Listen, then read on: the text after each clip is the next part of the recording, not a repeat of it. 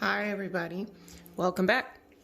I told you guys there would be a lot of coaster videos in your future because I have to prepare for our next little market thing coming up in December. So this might be a little bit long because I usually like pause in between coasters as I clean them up and all that. And excuse me, I don't really have a lot of time to do that right now. And my husband is building things in the garage, so if you hear power tools, don't be impressed, it's not me. I'm limited. So this is an oopsie house paint I got at Home Depot. And I like it a lot so far, especially because the whole thing only cost me $9 or so. That's a lot of fun. So I have a ton of pigments and stuff mixed up, and then sometimes I get like ADD when that happens, and I can't decide which one. So I'm just going to use some of the colors I have and see what happens. That's Quinacridone Azo Nickel Gold by Golden, and it's a little thick, but I'm literally just kind of throwing things together. And I don't know if I want to use the Egyptian coin Prizm pour or the burnished copper in this bloom, because I haven't used the copper yet. And let me see so you can see the beautifulness here. Hopefully you can see that. Isn't that gorgeous? Woo woo. I think we'll use this one. I haven't used it yet. And here's the fun part. If you use it for blooms, you can just use it right out of the container. If you need to thin it a little bit, you can. But it's good to go. It's beautiful. Next one I want to throw in is a little, not sure which one I want to do next. I have some paints mixed up from when I did my clock faces too, so I'm gonna, this is Liquitex Deep Violet. And I have a little Carmen mixed up. Of course, Colourarte.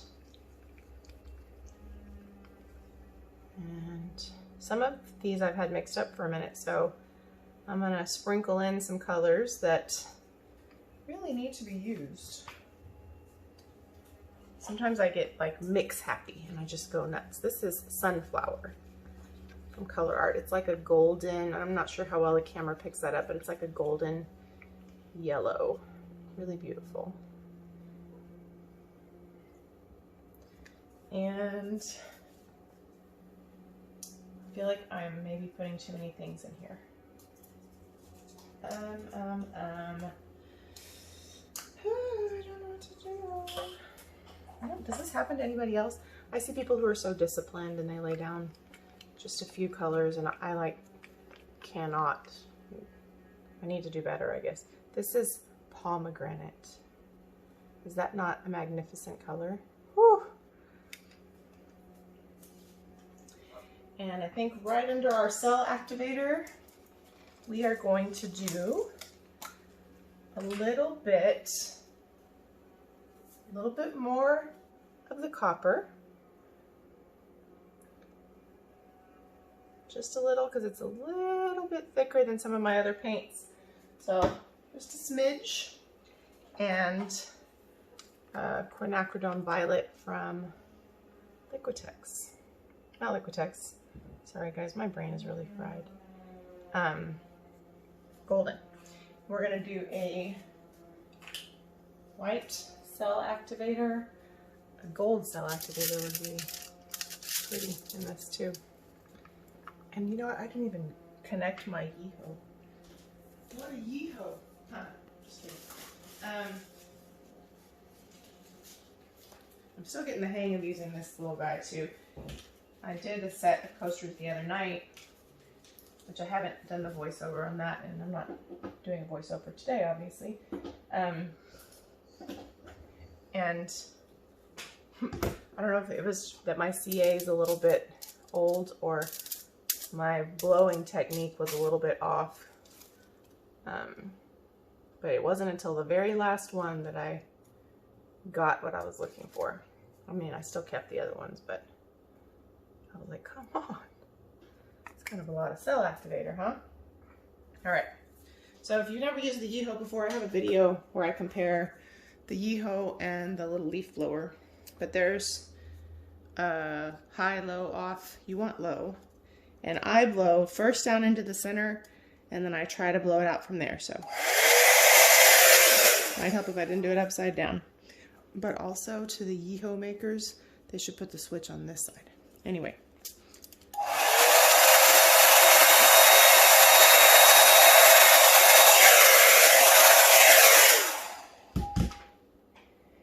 And it feels like it blows it all too far down. But if I leave it alone and I don't try to help it too much, it usually comes back to the center. And usually the cells and lacing are really nice. I really like this and the little leaf blower.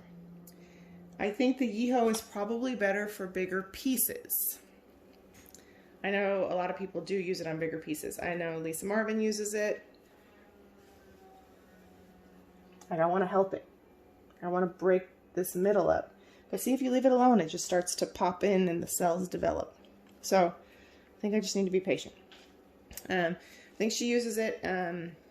I haven't done a lot of big pieces.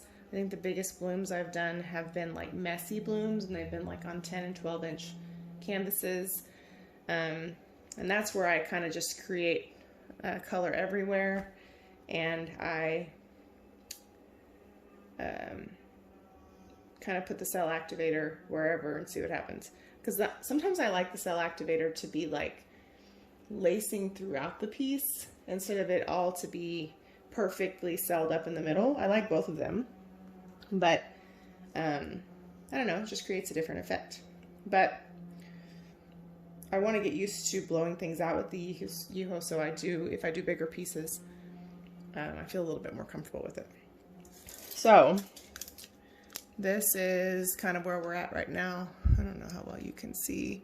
I opened the blinds for some more light, and I feel like it's kind of creating a glare. But inside those little cells, some beautiful primary elements action with that burnished copper. Look at that beauty.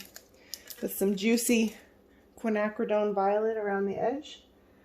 So as soon as this gets fluid enough, we're gonna spin it out. I don't have very good cells over here, and that can be for one of two reasons.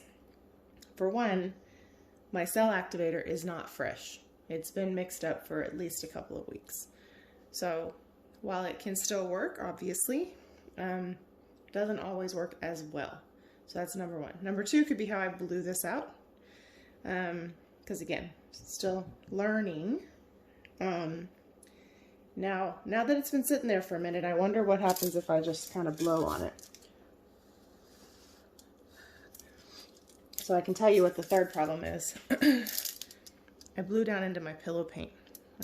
I let it sit there in one place too long. So learning curve for everyone. Just to all of you guys who are practicing this technique, don't get discouraged. Just choose to learn from it and enjoy the process. I absolutely love the colors together. Love them, love them, love them. So we don't have a lot of movement, and I might have blown too much of the paint off. So I'm just gonna see if this is even gonna spin out. Usually I put too much paint on the canvas, and this time I feel like I may have put too little.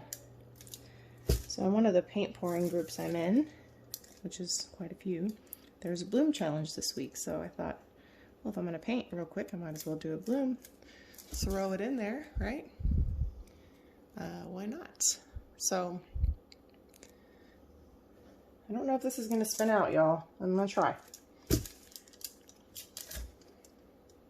Let's see.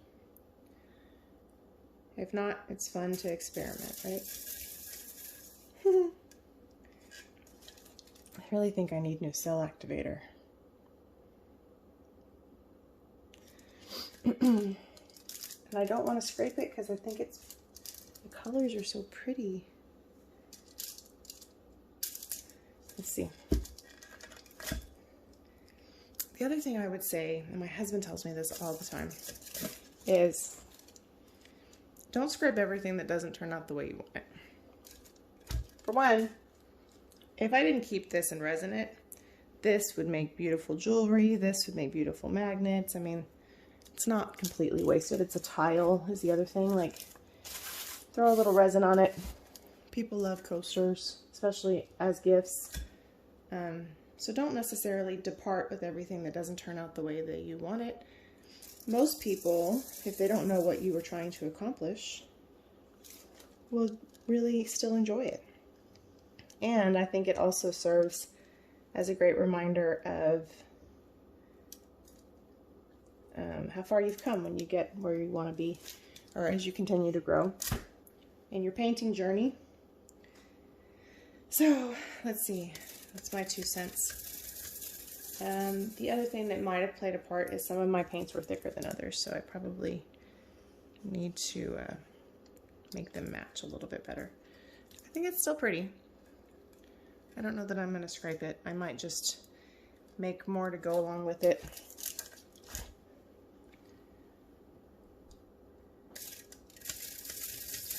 I would really like to spread out the middle, but this is not cell activator. This is pillow paint. That's why it's not lacing and stuff in the middle. That's why when I blew on it, nothing happened. It was a, oops, you blew too far down into it kind of a thing. So let's take this guy off. Let's try one more at least while I have you guys together, and I might go solo for some of them. But the magical things always happen, it seems like, on the second to last one or the last one. Drives me nuts, because then you're like, why couldn't they all look like that? So parts of it are really, really pretty. Like this is beautiful, and that copper is gorgeous. Now I have to remember how I layered it. Okay, let me put this on a K-cup somewhere. Hold on.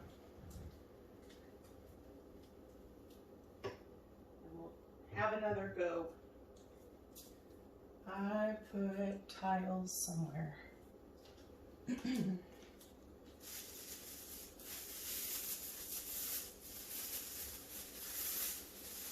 If you are in the US and you like to practice on the square tiles, I like them from Lowe's. That's just from my fingers. Better than from Home Depot. They're a little bit smaller. But Home Depot has these weird little niche type things, and they do show more on the bloom recipe after it dries than on like acrylic pouring. So I do still use them for acrylic pouring, like flip cups and ring pours and that sort of thing. They don't show as much, and I have a whole bunch of them, so I'm still going to make some coasters with them, but they do show quite a bit with the bloom. So just my 2 cents there. So the Azo Nickel Gold. I don't remember which thing I put next. It was the copper, I feel like. Which is just magnificent. I put a lot. It's going to be very magnificent. And then deep violet. A lot of people use Liquitex Prizm violet. I personally like deep violet a lot more. I think I did Carmen next.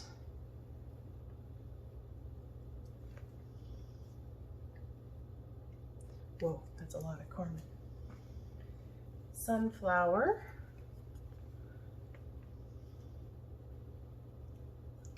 And pomegranate.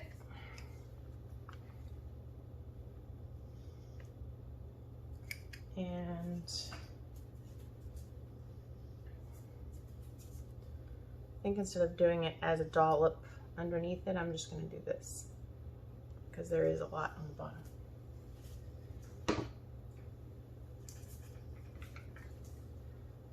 And this also is a little thick too, so I'm going to spread it out a little bit. Some of these paints have been mixed up for quite some time.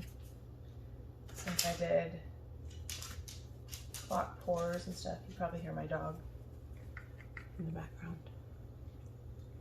All right, Chloe, stop. They always make disgusting noises when I try to film.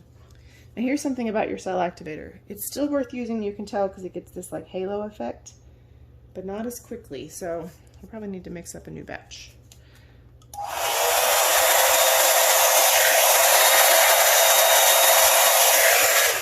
I didn't do a good job right here.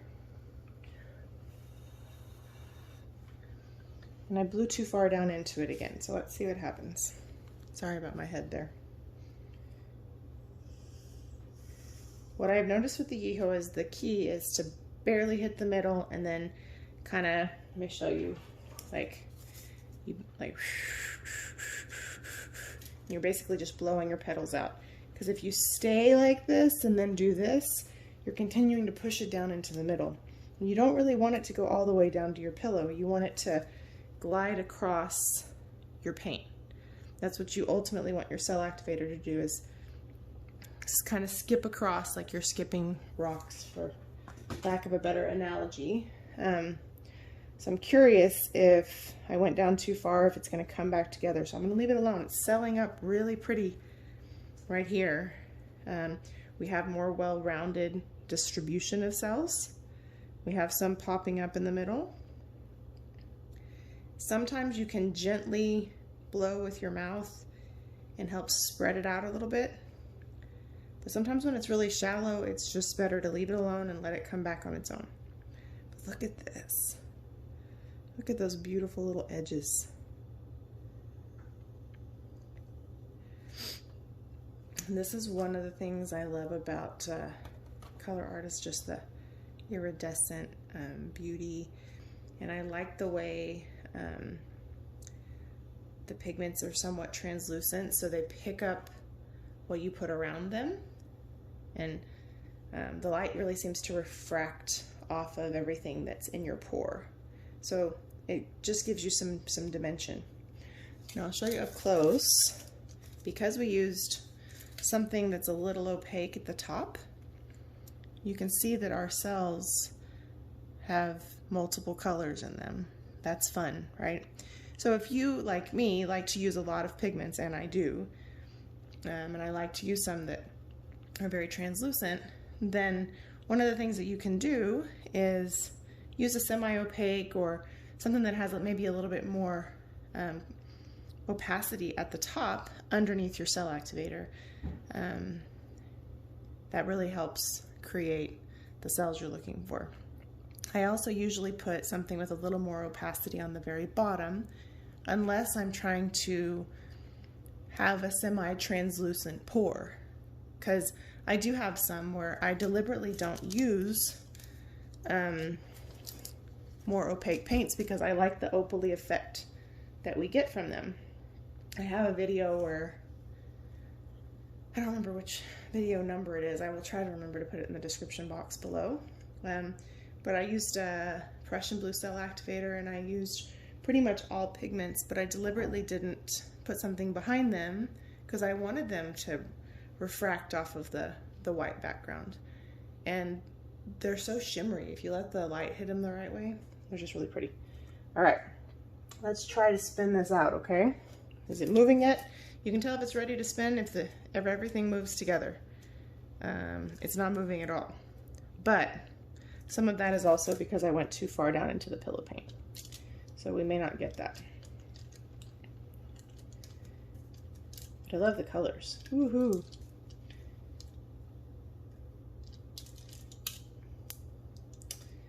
And I have a whole lot of paint right here. They probably should be up here. Let's give it a go, huh? I've been flapping my trap for a long time. I plan to do a Dutch pour using at least one of the Prizm colors soon.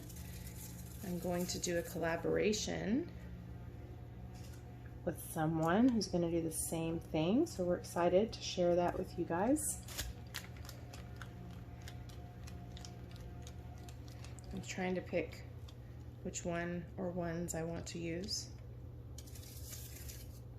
So the reason my cells are not moving much from the middle is because I have too much paint that's supposed to be up here, out here, because I blew too hard with the Yeehoo. So you can see why I have a little bit of a learning curve. But we'll keep spinning it and see what happens. If nothing else, I'm going to let them dry, and I'm going to make jewelry out of them or something. Still fun to play around. I don't have too much more time to play around yet, though, so after this I'm going to have to call it quits for today.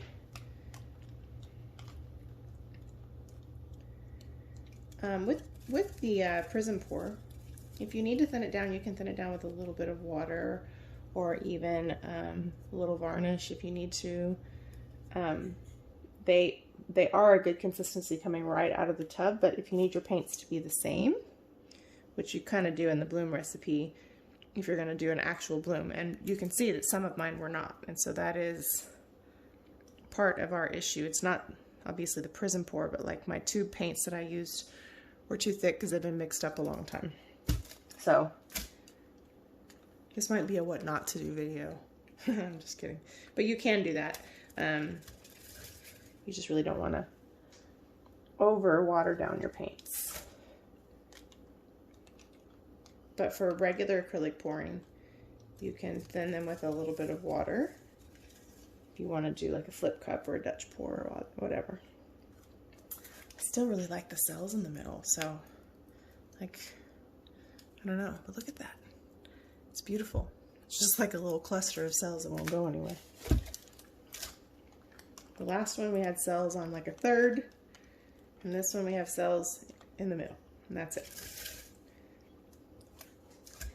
I do have a 20% off promo code in the description box below for anything on Colourarte's website. So check it out.